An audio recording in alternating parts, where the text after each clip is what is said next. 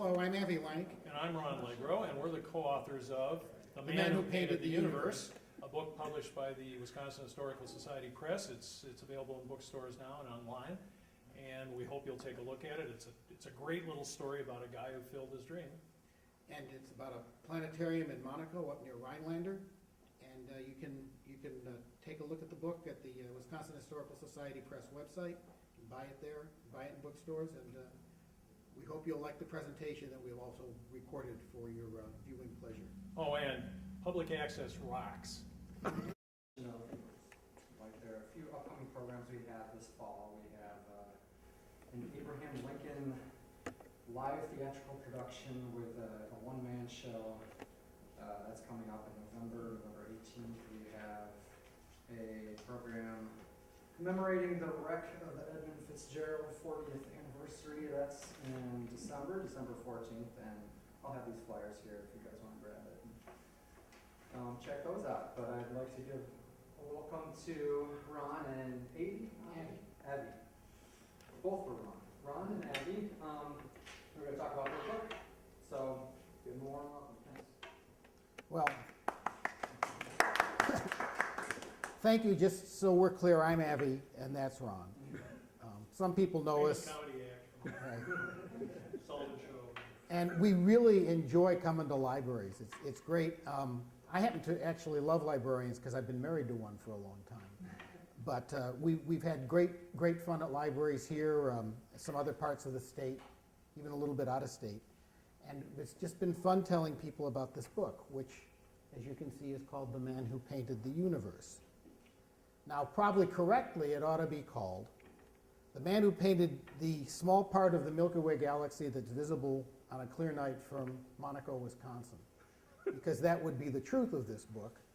But, you know, the publisher thought that was a little bit long. In fact, the publisher thought that was a little bit long for a title, but we had a discussion with them and they acquiesced, and we decided, even with the artistic license that could be the cover of the book.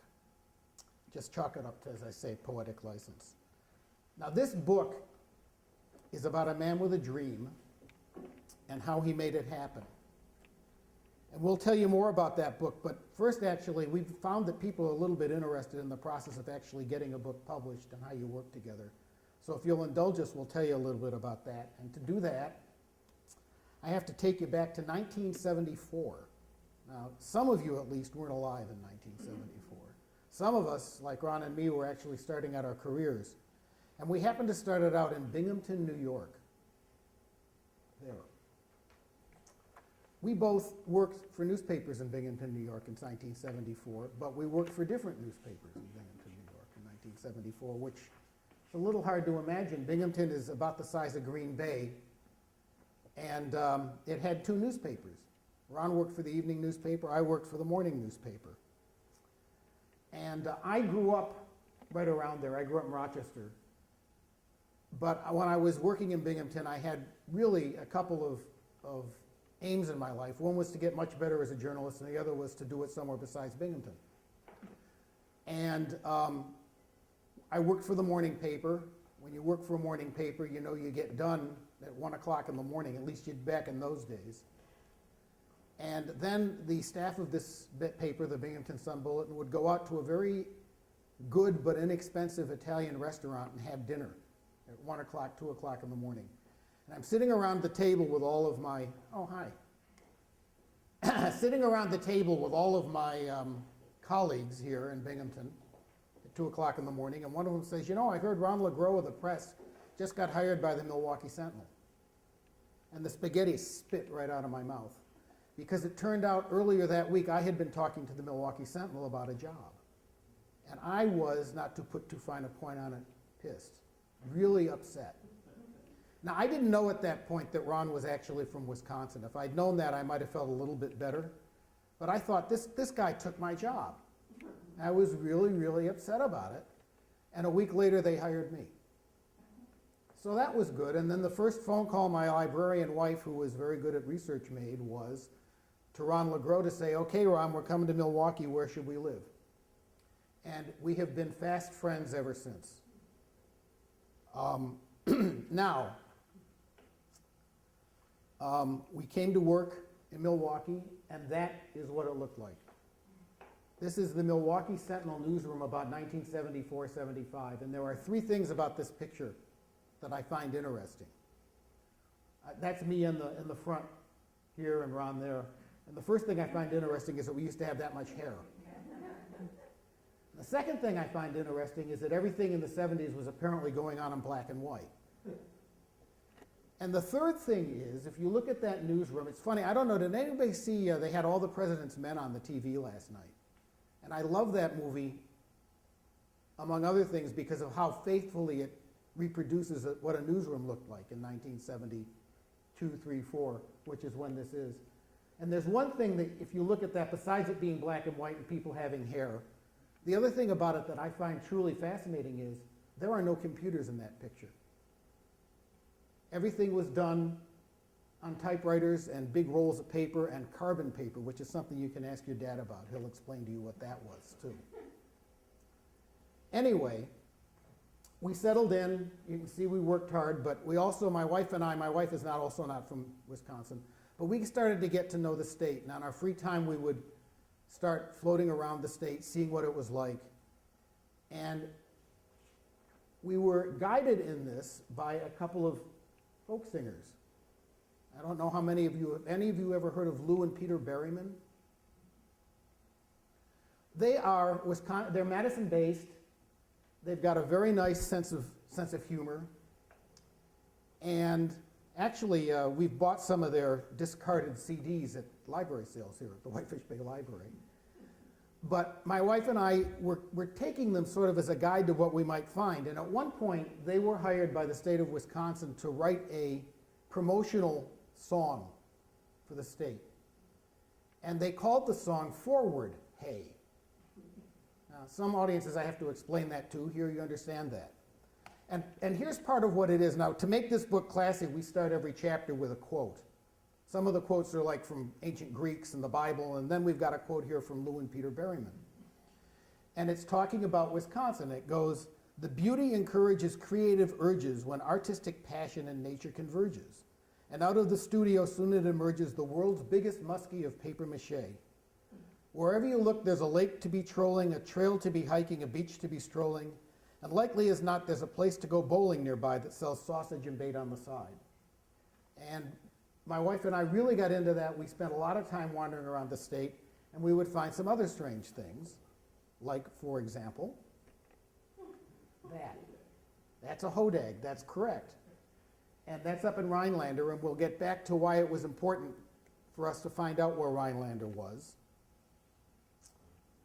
Because, you know, we're going around, we get to know Wisconsin, we become very happy Wisconsinites.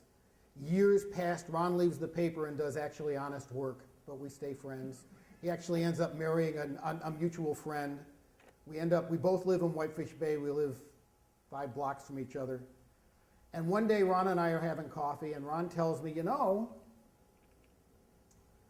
a friend of mine with a cabin up in, where was it, near Crandon somewhere? Argonne. It tells me that there's this sort of strange planetarium in the woods near Rhinelander. And all I really know about Rhinelander is hodags. And he says it's this very strange planetarium, and it's this guy who built a planetarium that rotates around you, which is peculiar. And Ron was very enthusiastic about it, so my wife and I made a weekend, and we went up there.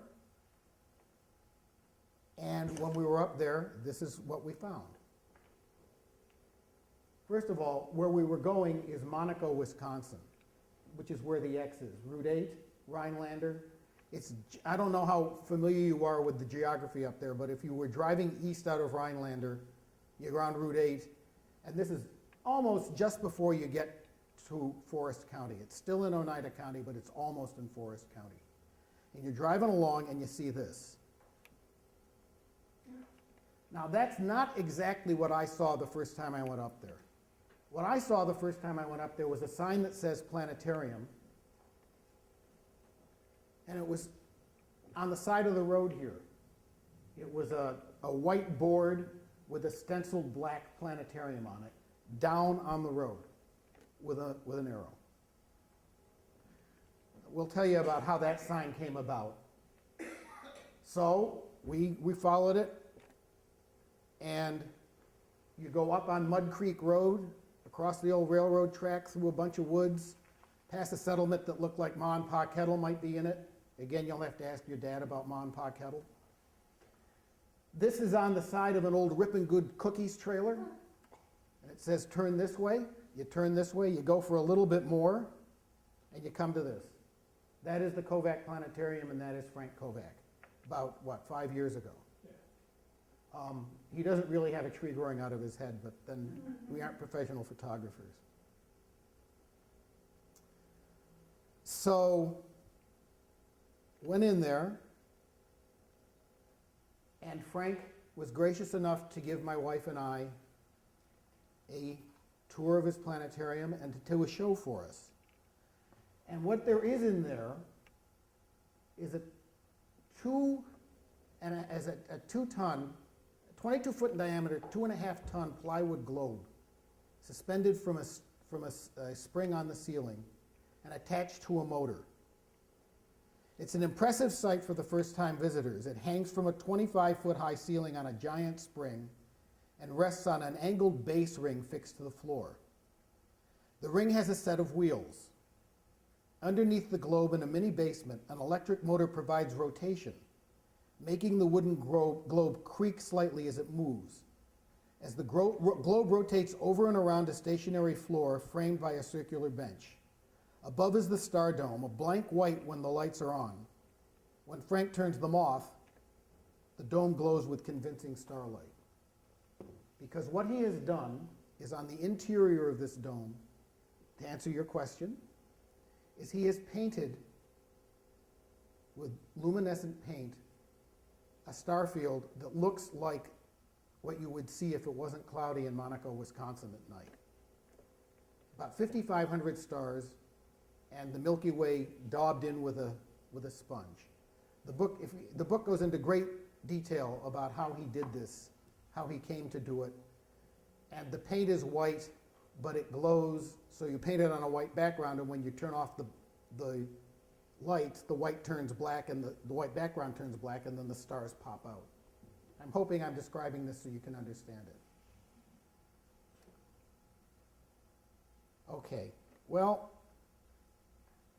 I came back, and that's the dome, and that's the interior of it. That's where, when you turn it off, it turns black and the stars come out. There's one problem with this is you don't really get a good sense of the height of the dome, but we'll get there. You'll see that. Well, I came back, and Ron and I had coffee again, and I said, Ron, this is a book. And Ron said, well, maybe it's a long magazine article. I said, no, Ron, it's a book, but it's your story. You should write it. And Ron said, well, I got all this stuff I'm doing, and I was busy, and eventually we had an aha moment. We said, aha, we could write this book together. We've known each other longer than many people have been married, and we're still friends, so maybe it's worth trying. You know, it's not really a simple choice, though, to decide you're going to collaborate with somebody like that. But we had several things going for us. One is we've both been trained as journalists, which is writing, but it's a different kind of writing than, say, writing the great American novel. Because somebody's always editing you, and many times you're working with somebody else, and you don't really get hung up, or at least neither of us get really hung up over being edited and put back together. We were used to working fast, and often with a collaborator. So we decided really our biggest challenge was to try and find a publisher. Because we thought about self-publishing, and we decided that wasn't for us. The world is changing, but remember, we've known each other since the 70s. We're still a little bit old-fashioned. I'd had some experience in this because I'd been trying to sell books on other topics that hadn't really worked, and I knew how to write a good proposal for a publisher. You know, you outline it, you write a couple chapters, you tell them what other books there are out there on the subject. That was a real easy part of this one. There aren't any other books out there on this subject. Who you might sell it to. So we put this together, we sent it out to a bunch of people, and we heard back from the Wisconsin Historical Society Press that they would be interested in publishing this book. After we'd become friends and signed the contract and, you know, we're working together as true partners, they told us a little bit about their, how they went about deciding to publish this book, which is a little bit out of their comfort zone. It's not the kind of book they really publish all the time. It's a biography, but it's a biography of someone who's living. But they like the North Woods, they like Wisconsin, and they liked what we sent them. So they decided to take a little bit of a chance on it, and that was it. At that point, of course, then we had to write the book. And we had an outline, we split the research, we split the chapters. You write this chapter, I'll write that chapter. Then I'll tear apart what you wrote, you'll tear apart what I wrote. We'll cut and paste, we'll put it all back together again. At the end, we've sort of agreed it's a little bit like being married. You know, and that sounds silly, but when the more you think about it, you've got to pay attention to the other person in sort of the same way, and you've got to be able to get along for a long time. Now when I read the book, sometimes I'm not sure what I wrote and I'm not sure what Ron wrote. And we have friends of ours who read the book, I think with the aim more or less of trying to figure out who wrote what, and they say they can't figure out either. So we're sort of happy about that, and we're still friends. Now, as to what really is there about Frank that made us decide we wanted to do this? As you can imagine, over the course of our careers, we've interviewed an awful lot of people. We've run into a lot of people. I mean, I interviewed Duke Ellington once, you know, and all kinds of politicians. Do you have a question? No, okay, but we'll have questions at the end, so if we don't tell you what you want to do. And the thing about Frank that really stood out to us is how really unusual a person he is. Ron's going to talk to you in just a minute about all the trials and travails that Frank went through to do this. As we said, it's the story of a man with a dream and how he got it to come through. But Frank is one of the nicest, most unassuming people you would ever meet, but he has an iron determination inside of himself. And I guess the one thing that really made us wonder a little bit as we were getting ready to write this book, being journalists, there's at least a dollop of cynicism in our makeup. And we figured that this guy was too good to be true. There had to be some catch here that we were not seeing. He answered every question we asked. He educated us, we educated him. He was enthusiastic about the project. We went down and visited his mother with him, and he sort of tested us out and decided we were okay. And once he had decided that, it was like he was our best friend forever. We'd write something, we'd have questions, then the editors at the press would look at it, they'd have questions, we'd send them these long questionnaires at 2 o'clock in the morning, and at 6 o'clock the next night he'd have answered them. Very, very nice, very unassuming fellow. We have not yet found what the catch is, and the book's been out long enough so that if there was someone out there who knew, they might have told us. We just really, really like, enjoy, and think Frank is quite an amazing fellow. I'm sure you will see it if you read the book, but Ron's going to tell you a little bit more about him. And we have to change this off because the cable folks from Oshkosh are being nice enough to broadcast this for us.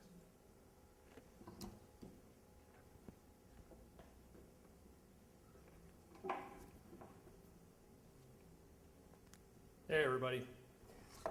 Really glad to be here, glad you're here. Couple of things. Abby was telling you about the subject of really two subjects of the book. One is the planetarium itself, and the other one is the man who painted the inside of that planetarium. Abby told you what the globe and the planetarium look like, this big spinning ball, 22 feet in diameter, and you sit inside and it revolves around you. He didn't tell you why that came about. The book covers that. He didn't tell you the scope of this project and just how amazing it was that it was ever built and in the middle of nowhere, literally nowhere. I'm not trying to demean the village of Monaco, but this is an area of northern Wisconsin very close to the National Forest. The entire township is about 300 people.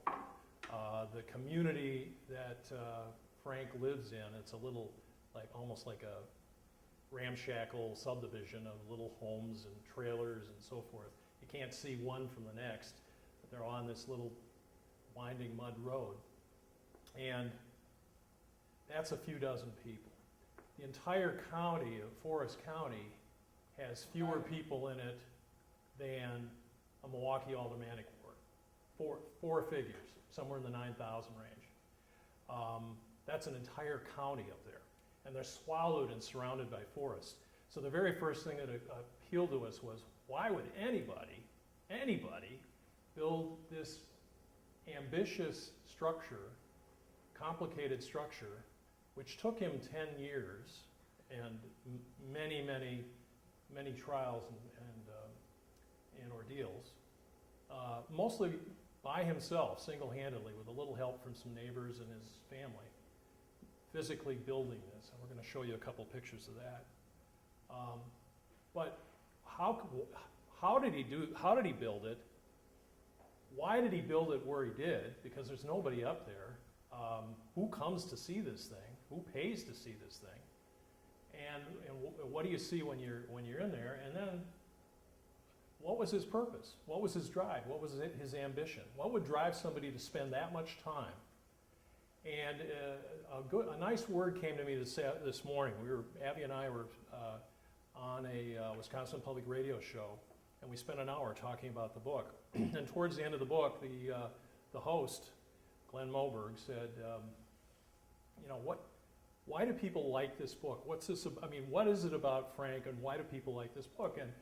And we tried to answer that. And one thing I said was that it's because he succeeded at something that seemed almost impossible. And people like people who do that kind of thing. Has anybody ever heard the name Alvin Straight? Does that ring any bells? Well, about 15 years ago, they made a movie about this guy who's real. It was a David Lynch movie, and it was called The Straight Story. And it's all about this real guy, he's in his 80s, living in retirement in rural Iowa. And he didn't have much of anything, but he had a dear, I can't remember if it was a relative or a friend. I think it was a dear friend living in eastern Wisconsin, pretty close to Milwaukee somewhere, Kenosha, I think. And that guy was ailing, and it didn't look like he was long for this world. So Alvin Straight decided, I got to go visit him. But he didn't have a car. He didn't have anybody to take him. He didn't have any money to take a bus. He couldn't hitchhike all that distance. That's across 2 states. So he got on his riding lawnmower and rode the whole way himself. And he had many adventures along the way. The riding mower broke down. He had friends, total strangers came along and helped him. Well, when we were pitching this book to the Wisconsin Historical Society Press, one of the things I said was, if you ever saw that movie, The Straight Story, this is The Straight Story, but it's on steroids. Because this guy, what Alvin Straight had to go through in a few weeks to achieve his not his lifelong ambition, but this particular ambition. This is Frank Kovac Jr.'s lifelong ambition, almost lifelong ambition, and it took him 10 years to complete, and he's still working on it. I mean, he doesn't think it's perfect yet, but if you go in there, and a couple of the members of the audience have already been there and seen it, it just blows you away. We're not easily impressed. If you're a reporter, there's a certain amount of skepticism and a jaded view of the world that creeps in, because you see everything. That's like being a police officer and a sociologist, and you see all walks of life. You see people in big trouble, you see rich people, and after a while it's like, and this is what Abby was driving at, there's something we're missing about this guy. He couldn't be this perfect. He couldn't be this successful and be so ordinary and simple and nice. And yet that's exactly what we found. The word that I brought up at the radio station this morning was aspirational. The guy said, what makes somebody aspire to do something like this? Something to achieve something special. And the answer is, that's human nature. We all want to succeed. We all want to fulfill our dreams. We all have dreams. Everybody has dreams. And many of us are just content to have the dream and live and have it and recur and think, wouldn't it be nice someday if, and that's most of us, me included. But Frank is one of those rare individuals that had a dream and immediately set out to make it real. And the question is, why do people like that? Why do people get into that? And that's, the old line is, well, you just love seeing somebody succeed against the odds, and you want to be that person. Well, I don't know that we all do want to be that person. One of the things the book talks about is all the ways that Frank had to sacrifice in his personal life, his relationships, the choices about where he could live and how to accomplish this dream. He was aspirational, and he activated his aspirations. He fulfilled his dreams by working really hard, and nobody could stop him. And all the disasters that befell him along the way could not stop him. Abby, could you hit this, and Abby kind of alluded to this earlier. This is the dome while it's under construction. This is Frank's property near Monaco, in the town of Monaco. And you can see it's all woods there. First he had to clear the woods, which he did himself, chopped down all these trees. And eventually, you can't see it here, but you can see it down here a little bit. Eventually he used the trees that he chopped down to build a shelter around this, because he's working out in the dead of winter. And if you've ever been in northern Wisconsin in January, it is cold up there. So he's up there with a little space heater under this tarp, and under the tarp is this skeleton of this big plywood ball that's going to eventually be hanging from the roof of that building we saw. And it took him from the day he started cutting wood for this. And by the way, he didn't have the money for this. This was all out of pocket. So while he was working a day job at a lumber paper mill, he was bringing home scrap lumber, scrap metal, whatever he could scrounge. Sometimes he'd buy stuff because he couldn't find it out there just floating around in the trash bins. And he'd lug it home, and he'd have a little dinner, take his dog for a walk, and start working on this until midnight. That's how he spent his 40s. And it's remarkable because the guy is still youthful looking. I don't think if he had a different body that wasn't quite so agile, he's double jointed for one thing, that he would have been able to achieve this, much less alone. So here he is, and I think this is part of the aspirational part. There he is, that's Frank way at the top. And nobody took this picture. Frank set his camera up on a tripod out in the field, set it on a timer, and then scooted up the ladder out of sight of us so he could wave back at us later on. He was alone, and he wanted to be on top of the world, literally. It's right out of that Leonardo DiCaprio movie about the Titanic. And he was fearless. There he's climbing up on this dome. If he fell down, he was alone. He was going to die in the cold, because this is fall. But he worked year-round on this. So he'd come home. It would be 10 degrees outside, 5 degrees, maybe below zero wind chill, and he'd be under that tarp with a little space heater. And he ran a big, long extension cord from his house up the hill, and he'd work on this thing, and he'd piece it together. What did he have to go on? Did he have engineering skills? No. He had high school training and shop skills, industrial arts. He knew shop math. He didn't know any of the higher things that you need to know to design a building and engineer a building. He had no idea how that worked. He just knew he wanted to build this. And so he started out, and actually the first dome that he built, he thought it would be really cool if he could make it out of PVC pipe, the kind of new plastic white pipe that they use in plumbing. Well, he thought if he bought a ton of that stuff and glued it together, he'd have his basic structure, and it'd be real lightweight, and it'd be easy to turn, and it would be quick to build. And came home from work one day, and it was all laying on the ground in a pile. It had become embrittled by the cold weather and just collapsed.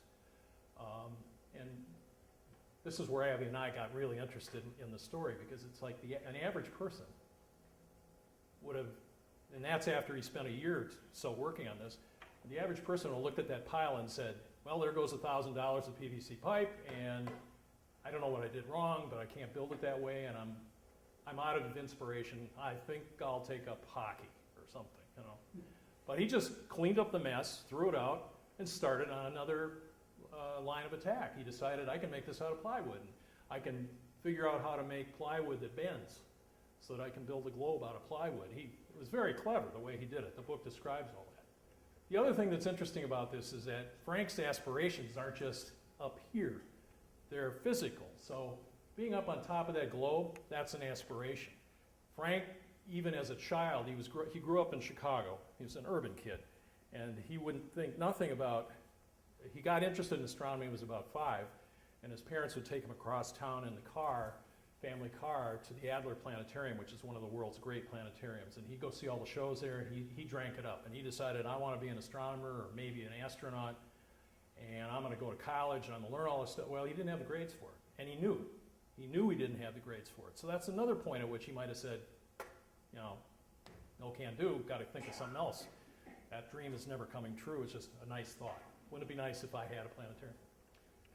Why would he build a planetarium? Because he wants to show the stars. He wants to tell other people how he feels about the wonder of nature, of the universe, the cosmos, and he wants to impart a little bit of that to other people, especially people of all kinds, but especially kids, because he loves kids, and kids are some of his best audiences. They ask really cool questions, and they seem to get really inspired because kids don't have limits, or at least as many limits as we do when we get older. To kids, all these things are possible, just like they're possible to Frank. So Frank just kept going. One of the things I think is real interesting about this picture, and Abby, if you'd hit the button, is that Frank is aspirational in the physical sense. He was a climber, even as a little kid. He climbed trees. He's fearless. He goes up in these trees. When he chopped down his own trees in the woods on his property to build staking for his temporary shelter, he did it all himself. He stripped those trees down, knocked them down, dragged them around the property, put them up all by himself, and that's still an amazing. He dug the holes for them, stuck them in the, it's all pretty amazing that he did it. This is how he relaxed. Even as an adult, he'd climb up in a tree and just sit there and take it all in. He liked being high. And I don't mean that in the pharmaceutical sense. It was almost as if, and we talk about this in the book, it was almost as if he wanted to be a little bit closer to the sky because he loved the sky and what he could see in it. This whole edifice, this whole artifice, this planetarium, was his way of being able to look at the stars and show them to other people on nights when that were totally clouded over and he couldn't get out his telescope. Hit the button again, Abby. This is Frank on his ladder, and you're looking straight up to the top of the globe before he filled in with these. This is all plywood bracing, and each one of those spots had a perfectly fitted piece of styrene, and he painted the styrene so it would be tacky enough so that he could paint the stars on the styrene. Doesn't seem probable at all that any of this would work, but he wasn't sure it would work. He had some little experiments, but he just ran on faith, and that's the other thing we learned about Frank. He has a lot of faith, not just religious faith. Well, he has strong religious views, which he doesn't push on anybody. But on the other hand, he's very strong spiritually. He thought that all of the accidents that happened to him in the course of building this, all of the setbacks, all the little things that went wrong, were all providential because they taught him something he needed to know so he could go on to finish the project. And there he is, most of the time, again, alone, up on top of this ladder. If you look at the cover of the book again, this blows us away because the author, or the artist who drew this book has never been to Wisconsin, as far as I know, had not seen any of the pictures that we had collected, and either relied just on our descriptions in the book. They'd probably sent him in advance text, or whatever the Historical Society editors told him. But he nailed it. That's exactly how it looks. If you go back to that other picture, that's how he looked up on that ladder. And he's up on that ladder about every week or two, because he has to make constant adjustments to the dome for various reasons. It's maintenance. And he's usually alone. He doesn't have staff or help. He's a one-man business. And he works days at this paper mill, and then he comes home and does this. Can you go forward, Abby? This is Frank and his immediate family from a few years ago. That's his mom up there, Mary. That's his older brother, John. That's his father, Frank Kovac Sr., for whom the planetarium is actually named. It's not Frank Kovac Jr.'s planetarium, it's Frank Kovac Sr.'s planetarium. His dad got him started in this whole thing. There's a whole chapter on this. His dad was an immigrant, blue-collar worker from Hungary, and a number of the Kovac family, including his dad and his uncle, fled from that region after enduring World War II as little boys. They had to endure the communist Tito regime in Yugoslavia, which was being just about as nasty in some ways in other respects. And they managed to get out just barely, resettled in the U.S. and eventually moved to Wisconsin, to Chicago, and then eventually after that to Wisconsin. Unfortunately, Frank Sr. died just as Frank was starting to build this globe, and he dedicated it to his dad, but it's pretty clear that he really wanted his dad to see this to fruition, because when he was 10 or 12 years old, I think that's right, his dad came home from a pawn shop one day, somewhere in Lincoln Park in Chicago, and said, "Look what I got you," and it was a used telescope, and that started all of this. There it is, and that telescope, right now you see in this picture, Frank's about 15, he's just gotten this telescope, and he's on the shores of Lake Michigan in Chicago, looking through it for the first few times. Now everybody kind of laughs sometimes when they see this, because it's like, well, what's he looking at? That's, he looks like he's looking at the neighbors. He's not looking at the stars. Well, it was taken in daylight, so he was posing. Yeah, I'm sure he was looking at buildings, but he lived, breathed, and died that telescope. He loved that telescope. And he had several more after that, each one exceedingly bigger. One he built himself out of parts. I think the next slide helps us here. Go back one. Yeah, there we go. This is the backyard of their home when he was a teenager in Chicago in the 1980s. And this is what used to be a tool shed that his father had in the backyard. And Frank one day hit his dad up and said, I got this great telescope, and I like having my buddies over and looking at the stars at night, but it gets a little chilly, and I hate lugging this telescope in and out of the house. Could I have the shed? And Dad was a pretty nice guy and said, yeah, okay, just put it back together when you're done with it, because he knew Frank liked to deconstruct things. Well, Frank deconstructed the shed and put a sliding roof on top so that it was an observatory. He could slide the roof back, and the telescope was already pointed into the sky. That was his earliest foray into building astronomical observatories and objects of that sort. That shed is still in the family's backyard, although it got repurposed back to a shed when Frank was done with it, when he moved out of the house. Okay, Abby. Back or? Let's go back. Okay. Now, this was one of the other formative experiences that drove Frank to where he is today. This is a mural of the planet Saturn, based on some astronomical photographs and some of Saturn's moons. And Frank drew this when he was 15. And if you look carefully, you can actually see some lines going up and down, and those are the lines of the wall on which he built this. The wall is the outer basement wall of their home in the north side of Chicago. And Frank was in love with this TV show that was popular then called Cosmos, which was Carl Sagan, the astronomer. Billions and billions of stars in the galaxy. And he just loved that guy, and he drank it up. And the conceit in that show is that you were traveling with Carl Sagan in a starship, and it had a big viewport, kind of the hexagonal, octagonal viewport. And Carl Sagan would be running a control panel like this podium, and you could see through this viewport where they were going in their starship, imaginary starship.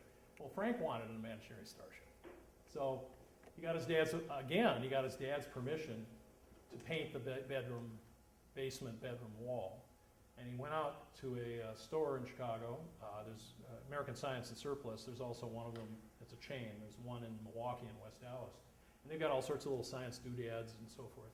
Frank got some ultraviolet paint, later added some ultroluminescent paint to that mix, the kind that he would eventually use in the planetarium, and started painting. And mostly did it freehand. I think he said he used a paint bucket to get the planet Saturn pretty much circular. So when he got this thing done, because it did glow in the dark, he would lay on his bed. Sometimes his younger brother Matthew would lay alongside of him. They'd turn on the FM radio, listen to music from the Hearts of Space or one of those new age stations, and they'd pretend they were in a spaceship traveling towards the planet Saturn. And that's how they'd drift off to sleep. That was one of Frank's first projects. We can move on from there. Now we're jumping ahead to Frank has grown up. He spent a couple of years working on a machinery floor for an electrical manufacturing company in Chicago. Then he's joined the Air Force, and he spent a couple of years up at the old K.I. Sawyer Air Force Base in the Upper Peninsula. It's no longer there. But not too many Air Force recruits wanted to be assigned to K.I. Sawyer because it was considered sort of the Siberia of all the U.S. Air Force bases.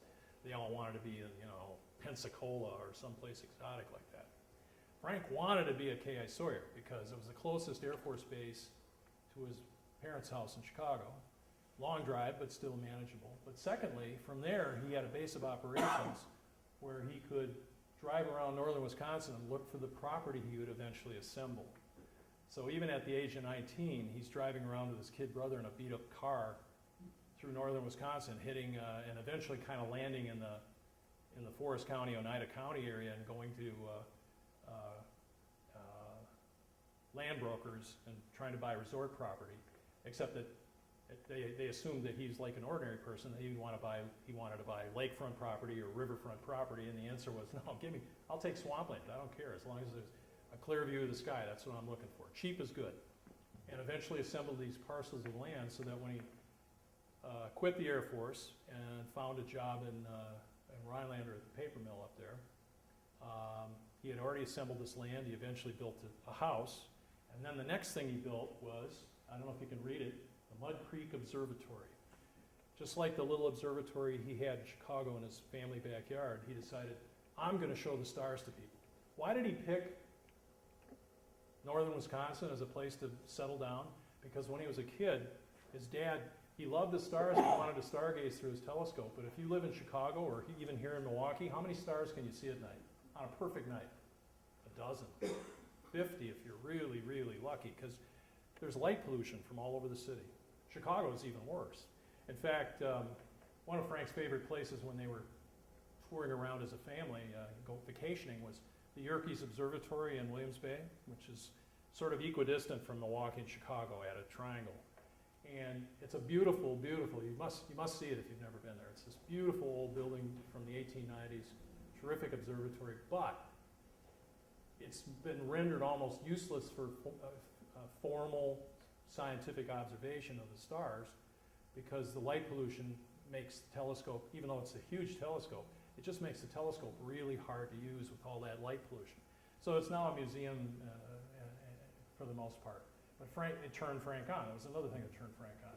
And seeing the stars in rural Wisconsin, starting in the Lake Geneva area and then moving north and eventually up around Eagle River, it just blew him away. Instead of seeing dozens of stars, being able to see thousands of stars. And his dad, who had grown up in Hungary, rural Hungary, would take them camping. They'd lay on the grass after having their meal and putting out the campfire. And his dad would say, it's just like the old country. That's what he brought with him when he immigrated to the United States and started his family here. That's why Frank wanted to be there. But and this telescope that he had at the time in the Mud Creek Observatory was a very professional Orion. I think it was a 16-inch scope. You could see a lot of stuff through that scope. You could see basically all the planets except Pluto. You could see the rings of Saturn. And he had scout troops coming in. He had kids from grade schools coming over to his property free, just to show them the stars and let them look through the scope. But turns out there's a drawback. In northern Wisconsin, in that area, the skies are cloudy about 2/3 of the time. So he became quickly frustrated. So, and not only that, but his observatory, which also had a sliding roof, just like the one he built back in his family backyard, was starting to sag and it was becoming hard to use. So he abandoned it and tore it down. And then for a while, he didn't know what he was going to do until he decided, if I can't show the real stars, I'm going to build a planetarium. That was the whole genesis of this idea that had been building since he was a little kid. I'm going to build a planetarium. I'll be able to show the stars and I want to make it look as real as possible so they see what they would be seeing right outside the building if it was a perfect night. That started a quest in 1996. 10 years later, it's done. But along the way, he just about killed himself when the dome collapsed on top of him. He almost was unable to finish it because he ran into code problems when he decided, I'm going to charge admission for this and it'll be a business and I can make money doing this. By sheer luck, he had no blueprints, he had no proof of what he had done to make this thing. So he had to hire a consulting engineer to literally reverse engineer the building and find out that, yeah, it'll actually meet code. You can actually, the codes in northern Wisconsin are very flimsy, but the state of Wisconsin requires you to have certain safety features built into your structure before they'll let you use it for public purposes. So he, again, providential. All the little mistakes he made along the way kind of evened out, and he had a building that was street legal.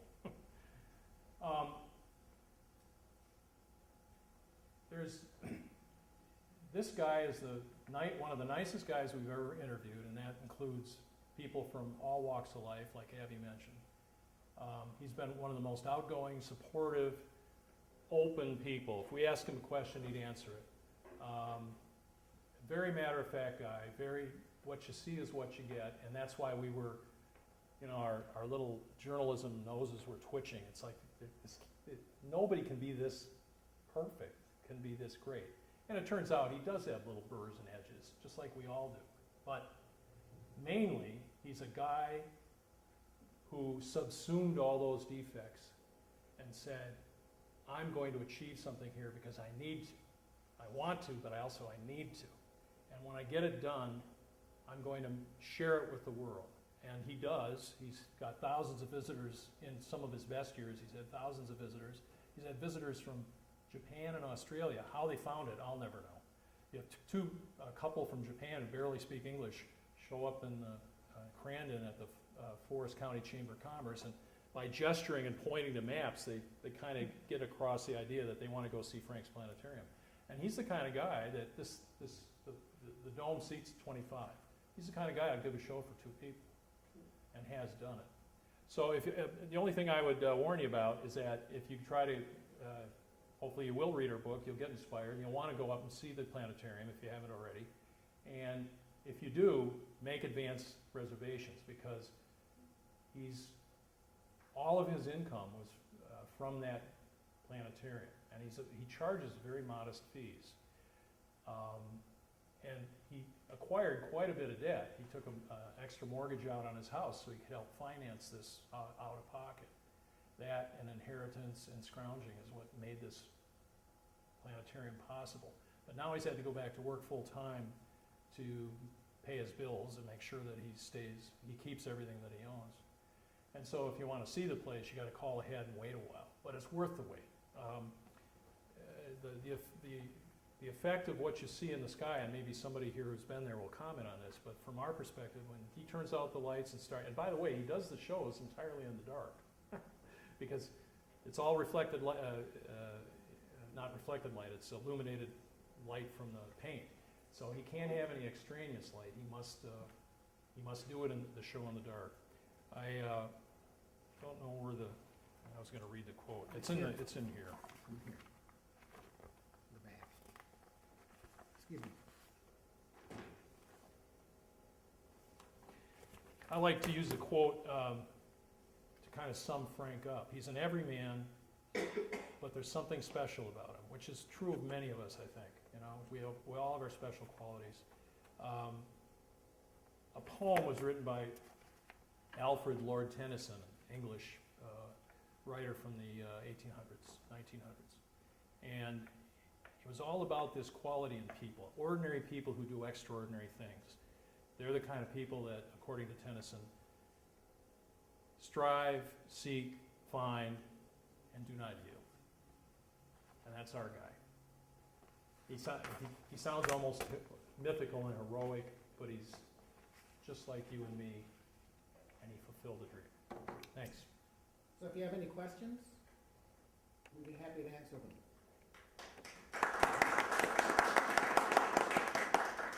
That's nice, but are there any questions?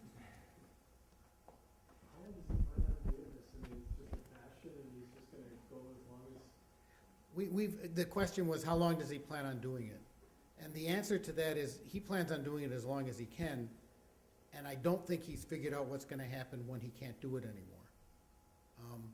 He very, very much, Ron said that he does have burry edges, and one of them, I think, is he really just wants to follow his own drummer, be his own man. It has been suggested to him by his accountant by our publisher at the State Historical Society, and I suspect by others, that it would make sense to become a nonprofit. Frank pays property taxes on this. And if he were a nonprofit, he wouldn't have to do that. But if he were a nonprofit, there's paperwork and he'd have to have a board. And it just is not something that is in his universe that he wants to do.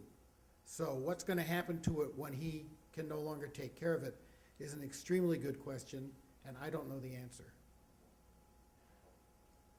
Yes, ma'am. How old is he? Frank's in his, what, his early 50s? He's just about 50. So he started this when he was about 40, but he was doing, things astronomical since the age of 5. Just to add to what Abby just said, one group of people that are extremely interested in finding out what's going to happen next are the people that are running the tourism organizations in Forest County especially, and maybe a little bit less so in Oneida County. That region used to be heavy on the timber industry and the paper industry. There's still a paper mill in Rhinelander. They still harvest wood out of the forest. But those industries have fallen on hard times. Economically, the region has fallen on hard times. So what's happened in the last few years, coincidental to Frank, is a rise in tourism. People love the woods. People want to commune with nature. They do a good business. There's little wineries popping up. That region is really coming along in terms of tourism, and they've really gotten smart up there about promoting the many good things they have to share with the rest of us. And it took them a while to figure out that Frank was out there, because he wasn't P.T. Barnum. He had a few brochures and that was about it. It was all word of mouth. But as soon as they figured out he was there, he became a fixture in the community, and they're very proud of him now. I mean, how many communities of a few hundred people have a full-fledged professional planetarium? I mean, there aren't very many of them anywhere. I mean, there are a lot of planetariums in this country, but a lot of them are in schools and colleges. So they would like very much for this to continue one way or another, and they're hoping that'll happen. Frank, we asked Frank if maybe he'd ever considered mentoring somebody and having an apprentice, and he actually thought of that, but he couldn't think of how he would find himself, because that's really kind of the limitation. I mean, he wants somebody exactly like him to carry on. The other thing Ron was talking about, the people up there appreciating it, and I don't think we made this explicit. This is a rotating globe planetarium. There are 4 of them in the world. This is by far the largest. The other 3, there is one at the Adler. It's called the Atwood Sphere. It didn't exist when Frank was it wasn't being used as a rotating globe planetarium. It's in storage. Yeah, well, it was in storage essentially. It actually was being restored while he was building his planetarium, and we sort of talk about that in the book. But it's maybe a third of the size. And there's another one in St. Petersburg, Russia, which was war booty of Peter the Great when he defeated the Danes in the early 18th century, and he brought it to St. Petersburg. That part of Denmark is now part of Germany. And around 2000, there had been a fire at the museum in St. Petersburg where I have to, by the way, acknowledge that the Whitefish Bay Public Library helped me do a lot of the research that's letting me tell you what I'm telling you right now. There was a fire there. The Germans gave the Russians some money to restore it, and they thought, well, gee, why don't we build one of our own? So they built a replica of this, and it's now in a park near Kiel. And Frank hadn't been aware of that when we started this. I hadn't been aware of it. It turns out that my brother's brother-in-law is a professor at the University of Kiel. And I know him pretty well, so he went down and he did a little research for us there. So it's funny how all these things sort of come together. But the point is, the world's largest rotating globe planetarium is in Monaco, Wisconsin. The people in Forest and Oneida County know it, and they'd very much like to find a way to keep it going. What's going to happen to it, to get back to your question, it's really, really quite unclear what will happen. Any other questions? Yeah, Joan. What's the ultimate view about how working on this for so many years impacted his personal life and his relationships with other people? Well, his family? There's two ways, all right, so there's three questions. One is his family, he's as tight with his family as he ever was. His uncle lives in Crandon. His sister ended up moving up there, and she's got a husband and kids. And he still goes down and sees his mother in Chicago a lot. Other people, he's fine. He's a good neighbor. He's a member of the community. When Crandon was thinking about putting in street lighting, he got involved to make sure it wouldn't send up land pollution, light pollution. And his personal life, he's a bachelor. And we asked him if he'd ever had any relationships, and his answer was, well, yeah, he'd sort of tried that, but he figured out that if he did that, he couldn't put all his attention to what he really wanted to do. So I guess you can say he's married to the planetarium. And that's what I was alluding to when I said he had made sacrifices. He's a very personable guy. There's nothing strange about it. I'm sorry? Does he regret not having friendships? Well, he doesn't say that. He doesn't say he has regrets. I'm sure, inside of him there are all sorts of things that we don't know. But what we know is that he loves what he does, and that he had to give up other things to achieve what he has. And Clear day of the summer, it was obvious that he. yeah, it's right. And I mean, if you think about a lot of great doers and thinkers in history, human history, a lot of them are the same way. They sacrificed, hugely. They even sacrificed their families in some pre-existing families in some cases. So I mean, Frank's, he's got his dog, he's got his planetarium, he's got his immediate blood family, and that seems sufficient. And he's got all those people that he's turned on to astronomy who come back and see him and write him letters, and I think that's an extended family. Any other questions? Yes, sir. Actually, I was pretty amazed when I visited there. I think there was something in a story about how he had painted the luminescent paint, all the stars and all that, and there was something wrong with the intensities or something. So I believe he completely has painted it twice. I don't know that he's painted the stars twice, but he has painted the Milky Way twice. Because he got the stars all painted, and by the way, the director of the planetarium at UW Milwaukee went up and took a look at it for us and told us, yeah, he's got it right. The stars are where they're supposed to be. Just think about having to paint little dots of white paint on a white background and get every dot positioned perfectly, or as near perfectly as you could discern. And doing that laboriously 5,500 times. And when you make mistakes, whiting out your white mistake and painting over it with more white paint. It's just kind of mind-boggling, the whole thing, how he was able to hold that in his head. But if you read the book and you see the sketches in the book, he did have some crude sketches designing his planetarium. It's remarkable how much he got out of so little. It's a lot of what he has is a visual memory, and it's in his head. And he's able to replicate that. And he's relentless, He just keeps going until he gets it right. But to answer your question, he did. The Milky Way is a smear from where we are. It isn't individual stars. So first he just sort of atomized paint on there. It didn't work. He had to take that all off, all the stars that were above it off. Then he found a way of doing it with a sponge, and he painted the stars back on top of that. One other thing too, and that is that all of the stars that we see don't really move much in relationship to each other, so that he can paint them and they can stay where they are, and if he rotates it, that's how the sky looks. But planets move. And a good planetarium needs planets in it. And he has the planets in there. And how he's dealt with that is he got these little stickers that go on the bottom of chairs. Furniture pads. Painted them with this paint, and he sticks them up there where the planets are. And then periodically he goes and they're on Velcro. He picks them up and he moves them. So that's how he makes that part of it work. He does, by the way, he does touch up the dome constantly, and he's constantly refining stars. So one time I talked to him on the phone about something or other. I said, "What's new?" And he said, "Oh, I was just up on the ladder. I decided there were 3 stars over in this quadrant that weren't quite in proper position to one another. So I went up and erased them and repainted them." And he's never gonna be done with that, because it can't be perfect, so, and Frank's, I don't think he's a perfectionist, but he's the next worst thing, you know?